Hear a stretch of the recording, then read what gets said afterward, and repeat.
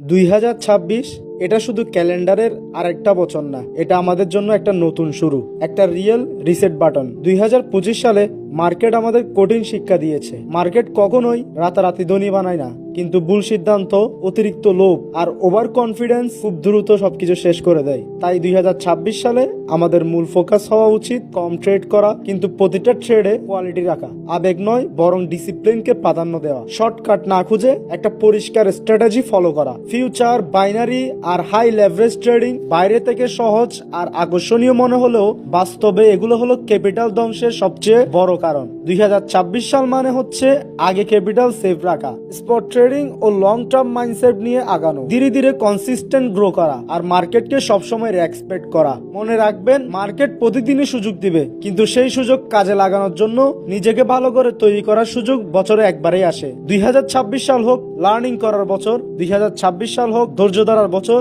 2026 সাল হোক স্মার্ট সিদ্ধান্ত নেওয়ার বছর। Trade less, think more, protect your capital.